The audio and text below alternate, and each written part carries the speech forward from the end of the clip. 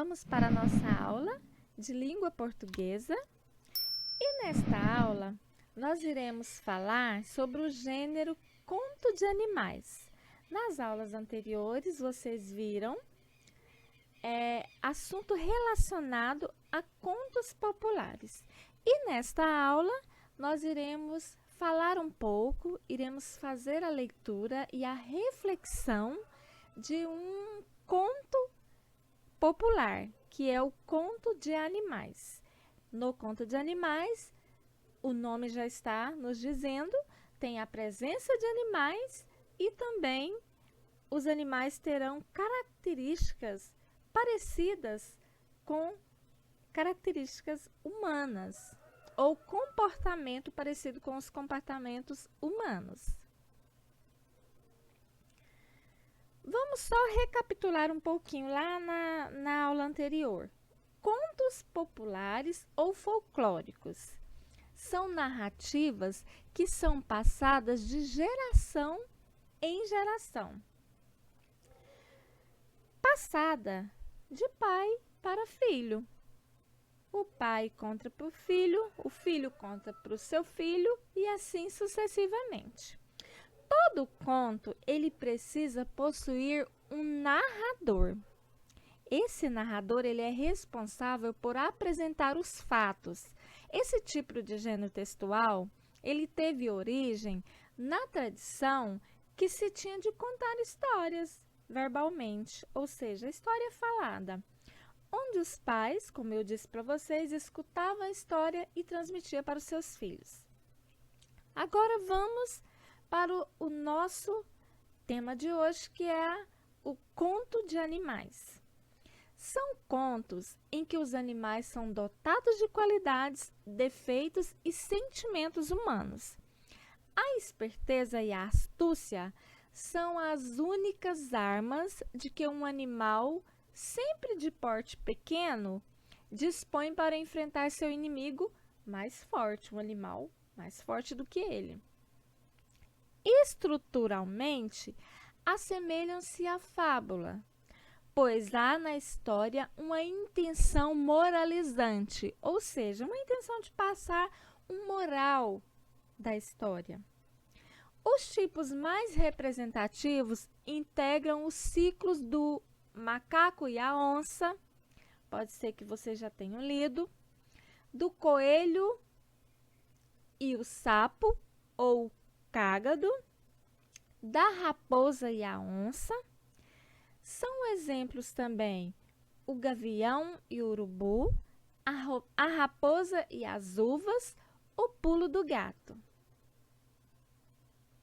Agora, nós vamos fazer uma leitura de um conto de animais chamado A Galinha Ruiva.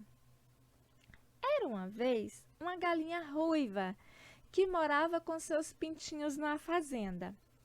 Um dia, ela percebeu que o milho estava maduro, pronto para ser colhido e virar um bom alimento. A galinha ruiva teve a ideia de fazer um delicioso bolo de milho. Todos iam gostar. Era muito trabalho. Ela precisava de bastante milho para o bolo. Quem podia ajudar a colher a espiga de milho no pé? Quem podia ajudar a debulhar todo aquele milho? Quem podia ajudar a moer o milho para fazer a farinha de milho para o bolo? Foi pensando nisso que a galinha ruiva encontrou seus amigos. Quem pode me ajudar a colher o milho para fazer um delicioso bolo? Eu é que não, disse o gato. Estou com muito sono. Eu é que não, disse o cachorro. Estou muito ocupado. Eu é que não, disse o porco. Acabei de almoçar. Eu é que não, disse a vaca. Está na hora de ir brincar lá fora. Todo mundo disse não. Então, a galinha ruiva foi preparar tudo sozinha. colheu as espigas, debulhou o milho, moeu a farinha, preparou o bolo e colocou no forno. Quando o bolo ficou pronto, aquele cheirinho bom de bolo foi fazendo os amigos se chegarem. Todos ficaram com água na boca. Então a galinha ruiva disse: quem foi que me ajudou a colher o milho, preparar o milho para fazer o bolo? Todos ficaram bem quietinhos. Ninguém tinha ajudado. Então, quem vai comer o delicioso bolo de milho sou eu e os meus pintinhos apenas. Vocês podem continuar a descansar olhando. E assim foi. A galinha e seus pintinhos aproveitaram a festa e nenhum dos preguiçosos foi convidado.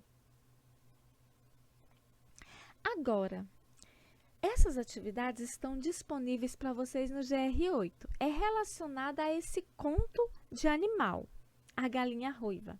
Vocês irão ler, responderem, vocês irão colocar no fórum, será aberto um fórum para vocês colocar somente resposta.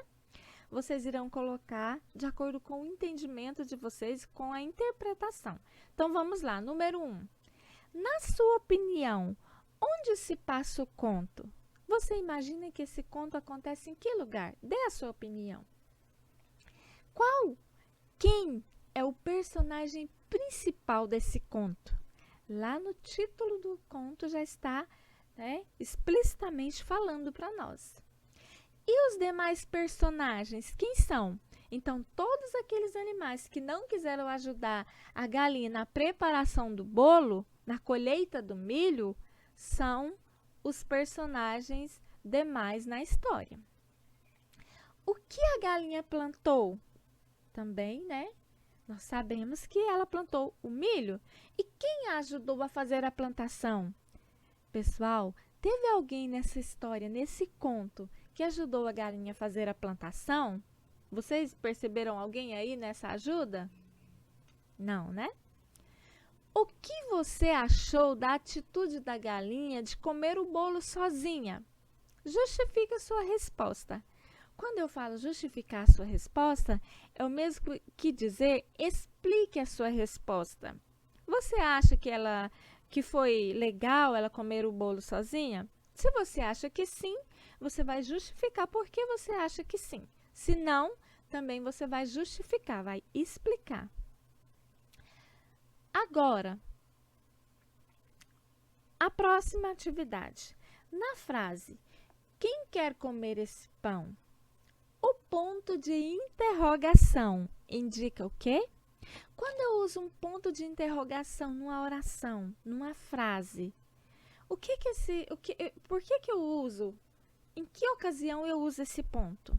Quando eu estou afirmando uma resposta, uma surpresa ou quando eu vou fazer uma pergunta. Então, marque a alternativa correta. Próxima atividade. No trecho, quando mais tarde voltou com a farinha, perguntou. A palavra tarde expressa a ideia de tempo, condição, lugar ou dúvida. Quando eu falo para você, eu irei na sua casa mais tarde, o que eu estou indicando? Um tempo? Reflita e responda. Uma condição? Um lugar ou uma dúvida? Próxima atividade. Sabemos que o narrador é aquele que descreve os acontecimentos. Qual o tipo de narrador desse conto?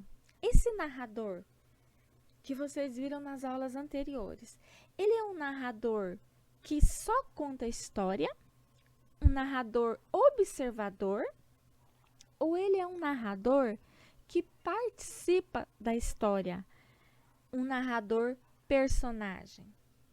Responda também.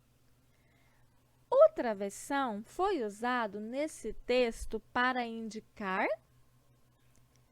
Reflita sobre o texto e responda.